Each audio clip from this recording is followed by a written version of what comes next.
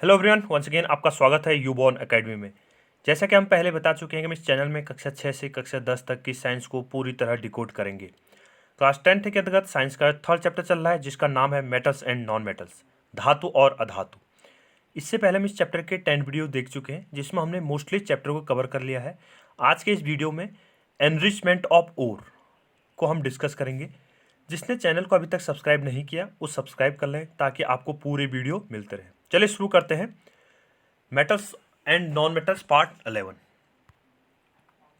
Enrichment of ore. Enrichment का अर्थ क्या है कि जो अयस्क हैं उन अयस्कों का समृद्धिकरण, मतलब उसको क्या करना है, उसमें कैसे जो मेटल एटम होगा उसको हम कैसे उससे एक्सट्रैक्ट करें, तो उसको क्या करना है, समृद्ध करना, एनरिचमेंट करना। Ores mind from the earth are usually contaminated with large amounts of impurities such as soil, sand, etc. are called gangue।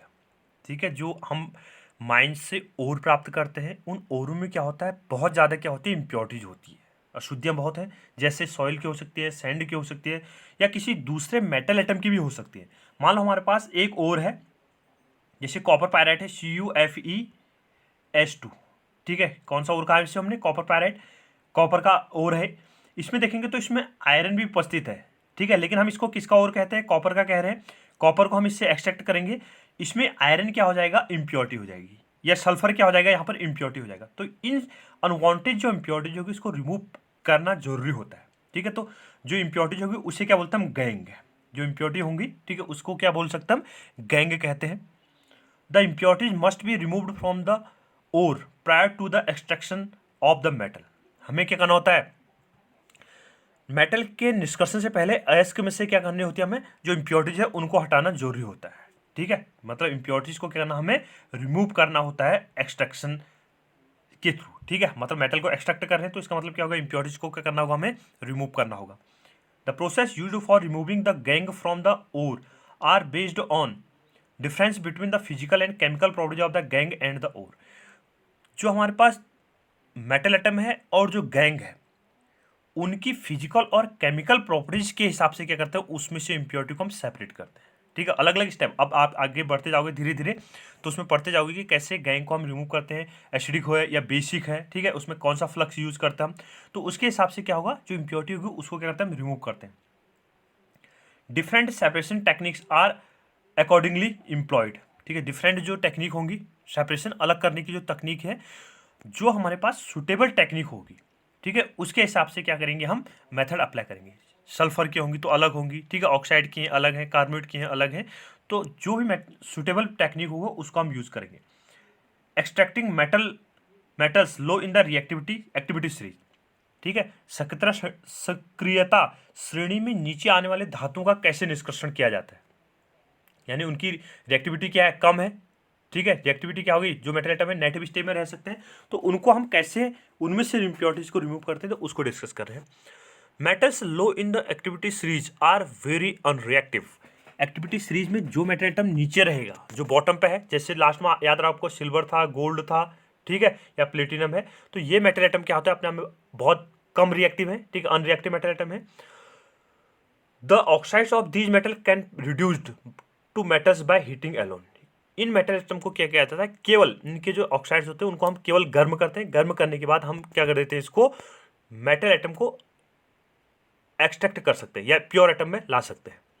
For example सिनेवार, याद रखिएगा मरकरी का ओर है, सिनेवार किसका ओर है, मरकरी का। For example cinnabar is an ore of mercury. When it is heated in air, it is first converted into mercury oxide HgO. Mercury oxide is then reduced to mercury on the further heating। हमारे पास क्या था, HgS था, HgS को हमने heat किया। ठीक है, heat करेंगे तो क्या होगा, ऑक्सीजन, जलने के लिए ऑक्सीजन चाहिए होती है, तो HgS को हम O2 की प्रेजेंस में रिएक्शन करेंगे तो मर्क्यूरी ऑक्साइड बना देगा। मर्क्यूरी ऑक्साइड को फर्दर हम हीट करेंगे तो क्या हो जाएगा, मर्क्यूरी क्या हो जाएगा, Hg अलग हो जाएगा। ठीक है, रिएक्शन देखते हैं इसके आगे। HgS प्लस O2, इसको हमने क्या किया, हीट किया, डेल्टा का साइन लगा दिया हमने, हीट किया, हीट करने के बाद क्या बना, आपके पास HgO बना और SO2 क्या हो गया, अलग हो गया। अब जो HgO बना हुआ है इसको फर्दर हम क्या करेंगे, हीट करेंगे, हीट करने के बाद क्या होगा, मरकरी अलग हो गया और O2 क्या हो जाएगा, अलग। ठीक है, और मरकरी मेटल एटम है जो किस स्टेट में रहता है, Hg, फिजिकल स्टेट क्या है इसकी, लिक्विड, तो लिक्विड स्टेट में क्या करता है, एग्जिस्ट करता है। Similarly copper which is found as Cu2s in the nature can be obtained from its ore by just by heating. इसको भी क्या करते हैं, जो सल्फाइड ओर है उस सल्फाइड ओर को भी क्या करता हम ऑक्सीजन से हमने हीट कराया तो कॉपर का ऑक्साइड बना दिया। कॉपर के ऑक्साइड को हम फर्दर कॉपर के सल्फाइड जो ओर है उसका उससे रिएक्शन कराएंगे तो कॉपर क्या हो जाएगा, अलग हो जाएगा। तो इस ढंग से क्या होगा, हमारे पास जो लो रिएक्टिव मेटल एटम है उनको हम सेल्फ हीट करें, उसको जस्ट हीट करेंगे तो हीट करने के बाद क्या कर सकते हैं, उसमें से मेटल एटम को प्योर फॉर्म में ला सकते हैं। तो Cu2s प्लस O2 हीट किया, क्यूप्रिक ऑक्साइड बना दिया। क्यूप्रस ऑक्साइड को हमने फिर क्यूप्रस सल्फाइड के साथ रिएक्शन कराया तो कॉपर अलग हो गया, सल्फर डाइऑक्साइड अलग हो गया। Extracting metal in the middle of the activity series, यानी उन धातुओं का हम निष्कर्षण कर रहे हैं जो रिएक्टिविटी सीरीज में या जो एक्टिविटी सीरीज है उसमें मिडिल में प्रेजेंट होते हैं।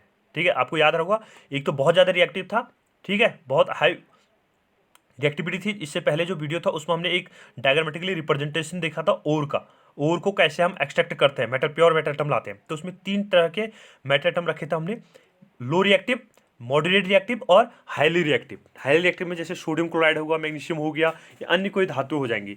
मॉडरेट में जैसे लेड है, जिंक है, ठीक है, तो ये वाले होंगे, आयरन हो गया।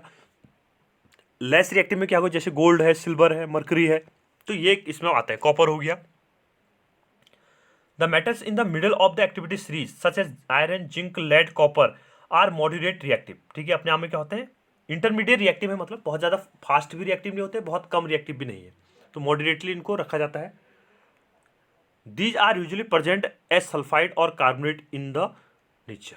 ठीक, ये और क्या होंगे, या तो सल्फाइड के रूप में रहेंगे या फिर कार्बोनेट के रूप में रहेंगे। जैसे हमारे पास क्या था, Cu2s था, कॉपर ग्लास, ठीक है, Cu2s।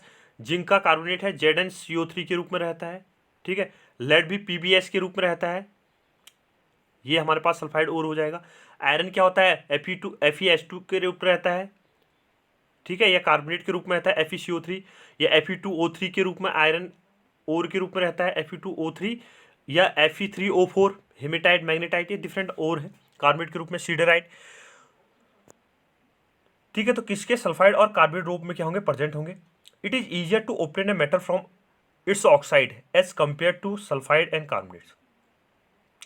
जो सल्फाइड ओर है और जो कार्बोनेट ओर है उसकी तुलना में ऑक्साइड ओर को क्या करता हम आसानी से क्या कर सकते हैं, ऑब्टेन कर सकते हैं। जैसे ऑक्साइड ओर होगा, क्योंकि ऑक्साइड पहले से ही प्रेजेंट है, क्योंकि हमें सल्फाइड ओर से भी ऑक्साइड ओर में आना पड़ता है और कार्बोनेट ओर से भी फिर हमें ऑक्साइड ओर में आना पड़ता है। तो सबसे इजीली हम किसको एक्सट्रैक्ट कर सकते हैं, ऑक्साइड ओर को, क्योंकि हम क्या कह रहे हैं, जैसे सल्फाइड ओर होगा तो सल्फाइड ओर को हम ऑक्सीजन से रिएक्शन कराएंगे तो ऑक्साइड ओर बनेगा, ऑक्साइड ओर से फिर हम क्या करेंगे, उसका रिडक्शन वाले प्रोसेस करते हैं।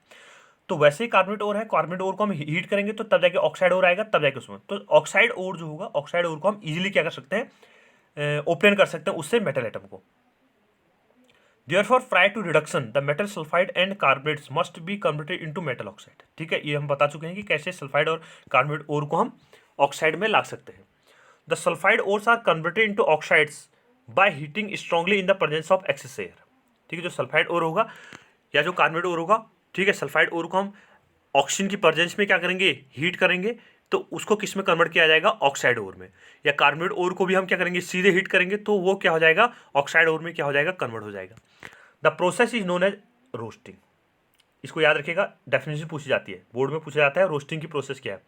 तो हमारे पास क्या होगा, रोस्टिंग को अगर हम डिफाइन करना चाहें तो रोस्टिंग का अर्थ क्या है, भर्जन बोलते हैं इसको हम हिंदी में।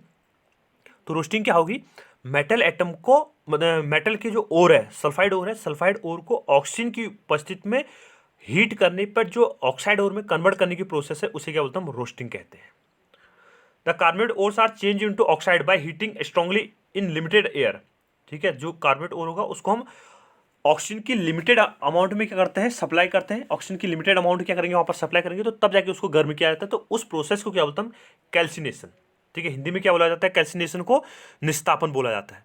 तो कार्बोनेट ओर के लिए हम कौन सी प्रोसेस यूज करते हैं, कैल्सिनेशन, और सल्फाइड ओर के लिए कौन सी प्रोसेस यूज करते हैं, हम roasting. The chemical reaction takes place during roasting are and calcination of zinc ores can be shown as follows. ठीक है, तो यहाँ पर कुछ रिएक्शन होंगे आपके लिए, तो उसको हम डिस्कस कर रहे हैं। रोस्टिंग, जिंक सल्फाइड था, ठीक है, Zns plus O2 equal to zinc का ऑक्साइड बना दिया, सल्फाइड ऑक्साइड अलग हो गई। कैल्सिनेशन क्या होगा, जिंक का कार्बोनेट था, उसको हमने जिंक ऑक्साइड और कार्बन डाइऑक्साइड में क्या कर दिया, अलग कर दिया। तो रोस्टिंग में सल्फाइड और कैल्सिनेशन में कार्बोनेट ओर का हम यूज करते हैं। The metal oxides are then reduce to the corresponding metals by using suitable reducing agent such as carbon.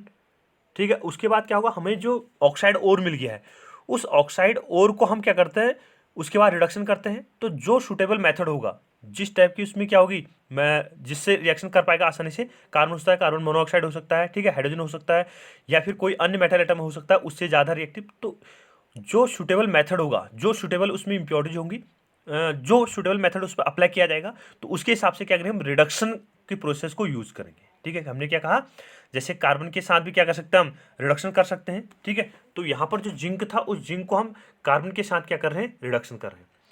For example when zinc oxide is heated with carbon it is reduce to metallic oxide. तो ZnO plus carbon is equal to Zn solid form आ जाएगा और carbon monoxide क्या होगा, यहाँ से अलग हो जाएगा। You are already familiar with the process of oxidation and reduction exampled in the first chapter. Obtaining metal from its compound is also a reduction process. ठीक है, तो जो हमारे पास क्या है, रिडक्शन की जो प्रोसेस है, या जो हमारे पास क्या है, ऑक्सीडेशन और रिडक्शन रिएक्शन को हम पहले ही डिस्कस कर चुके हैं, याद रहा होगा। ऑक्सीडेशन में ऑक्सीजन को जोड़ना, रिडक्शन में क्या होता है, ऑक्सीजन का अलग होना, हाइड्रोजन का जोड़ना। तो ये क्या हमारे पास प्रोसेस है। तो ऑक्सीडेशन और रिडक्शन रिएक्शन के बेस पे क्या कर सकते हैं, मेटल एटम को प्योर फॉर्म में ला सकते हैं। Besides using carbon Coke to reduce metal oxide to metal sometimes displacement reaction can also be used। ठीक है, जो रिडॉक्स रिएक्शन है, जैसे ऑक्सीडेशन और रिडक्शन रिएक्शन के अलावा कभी कभी क्या होती है, डिस्प्लेसमेंट रिएक्शन भी क्या होती है, यहाँ पर पॉसिबल होती है। जरूरी नहीं है कि हमारे पास हम जो रिएक्शन करा रहे हैं वो रिडक्शन और ऑक्सीडेशन का ही पार्ट होगा। कभी कभी क्या होता है, वहाँ पर डिस्प्लेसमेंट रिएक्शन के थ्रू भी क्या कर सकते हैं, मेटल एटम को एक्सट्रैक्ट कर सकते हैं। The highly reactive metals such as sodium, calcium, aluminum, etc. are used as a reducing agent because they can be displaced metal to lower reactive from their compounds। ठीक, कभी कभी क्या होता है, जो मेटल एटम जैसे सोडियम है, calcium है, एल्यूमिनियम है, ये मेटल एटम क्या अपने आप में बहुत ज़्यादा रिएक्टिव है। तो इनसे लेस रिएक्टिव मेटल एटम से हम क्या करते हैं, इसकी रिएक्शन कराते हैं, तो तब जाके क्या होगा, उससे हम कंपाउंड को अलग कर सकते हैं। जैसे एल्यूमिनियम के साथ रिएक्शन होती है तो उससे प्रोसेस को क्या बोलते हैं, हम एल्यूमिनोथर्मी बोलते हैं। ठीक है, थर्माइट प्रोसेस आएगी यहाँ पर। तो aluminothermy, reduction with aluminium is called aluminothermy. For example when manganese oxide dioxide is heated with aluminium powder the following reaction takes place। MnO2 था, MnO2 को हमने एल्यूमिनियम के साथ रिएक्शन कराया, इसको हीट करेंगे तो मैग्नीज अलग हो गया, Al2O3 प्लस हीट। ठीक है, तो ये क्या होगी, डिस्प्लेसमेंट रिएक्शन के अंदर इसको प्लेस किया जा सकता है। The displacement reaction are highly exothermic. ये रिएक्शन क्या होंगी, अपने आप में बहुत ज़्यादा क्या है, हाईली एक्सोथर्मिक है, बहुत ज़्यादा एनर्जी क्या होगी यहाँ पर प्रोड्यूस्ड होगी। डिस्प्लेसमेंट रिएक्शन का याद रखिएगा। The amount of heat evolve is so large that the metal are produced in the molten state. इस स्थिति में क्या होता है, जो मेटल एटम हीट बहुत ज़्यादा है, तापमान बहुत उच्च है, तो टेम्परेचर बहुत ज़्यादा होने की बेस पे यहाँ पर जो मेटल एटम मिलेगा वो किस स्टेट में मिलेगा, हमें मोल्टन स्टेट मिलेगा। कौन सी स्टेट में, मोल्टन स्टेट में क्या मिलेगा, हमें मेटल एटम मिलेगा। In fact, the reaction of iron third oxide Fe2O3 with aluminum is used to join railway tracks or cracked machine parts। This reaction is known as a thermite reaction। ठीक है, हमारे पास क्या होता है, जो iron Fe2O3 है, इस Fe2O3 को हम एल्यूमिनियम से रिएक्शन करा देते हैं। ठीक है, तो यहाँ पर क्या बनेगा, एल्यूमिनियम आयरन अलग हो जाएगा। ठीक है, Al2O3 बन जाएगा। तो ये इस प्रोसेस को क्या बोलते हैं, थर्माइट प्रोसेस। याद रखिएगा, थर्माइट रिएक्शन के नेम से पूछा जाता है, व्हाट इज थर्माइट प्रोसेस या thermite reaction. Fe2O3 plus aluminium से रिएक्शन कराएंगे तो हमारे पास प्रोडक्ट क्या बनेगा, आयरन अलग हो जाएगा और Al2O3 अलग हो जाएगा। तो ये क्या होगा, जैसे कहीं पर रेलवे ट्रैक है, ठीक है, तो रेलवे ट्रैक क्या हो गया, क्रैक हो गया। रेलवे ट्रैक है, रेलवे की लाइन है, तो रेलवे लाइन को कहीं पर क्या होता है, दरार आ गई या टूट गई, तो वहां पर इस रिएक्शन का क्या करता है, वहां पर यूज करते हैं। ठीक है, तो आयरन बन जाएगा, तो आयरन क्या कर देगा, वहां पर जो पार्ट, ठीक है, उस रेलवे ट्रैक में जो पार्ट क्या होगा, ब्रोकेज होगा। ठीक है, जिसमें क्या होगा, जो जिस पार्ट में क्या होगा, डैमेज होगा, उस डैमेज को क्या किया जाता है, उसके बाद रिकवर किया जाता है। ठीक है, तो ये क्या था हमारे पास, कैसे हम जो एलिमेंट्स था, ठीक है, कैल्सिनेशन कहाँ पर लगाते हैं, रोस्टिंग कहाँ पर लगाते हैं, उसके बाद हम कौन सा सुटेबल एलिमेंट को यूज़ करेंगे रिडक्शन के लिए, तो वो प्रोसेस देखी। तो सल्फाइड ओर के लिए हम रोस्टिंग प्रोसेस यूज़ करते हैं, कार्बोनेट ओर के हम कैल्सिनेशन प्रोसेस यूज़ करते हैं। उसके बाद हम सुटेबल रिड्यूसिंग एजेंट के साथ क्या करते हैं, ऑक्साइड ओर को रिएक्ट कराएंगे तो मेटल मिलेगा, इम्प्योर मेटल मिलेगा। ठीक है, और एल्यूमिनियम के साथ भी रिएक्शन करा सकते हैं, तो थर्माइट प्रोसेस है यहाँ पर, एल्यूमिनोथर्मी बोलते हैं। यहाँ पर आयरन की इसके साथ रिएक्शन किया तो ये क्या है, हमारे पास एल्यूमिनोथर्मी वाला पार्ट होगा। तो thermite process for joining railway tracks. ठीक है, तो ये रेलवे ट्रैक को कैसे इसको ज्वाइन किया गया, इसको दिखाया गया है, एनसीईआरटी का डायग्राम है। इसके बाद जो हमारे पास नेक्स्ट वीडियो आएगा उसमें हम कैसे मेटल एटम को प्योर फॉर्म में ला सकते हैं, उसका जो प्यूरिफिकेशन वाला प्रोसेस होगा या रिफाइनिंग वाला जो प्रोसेस होगा उसको डिस्कस करेंगे। Thank you. वीडियो को लाइक कीजिए, शेयर कीजिए और सब्सक्राइब कीजिए।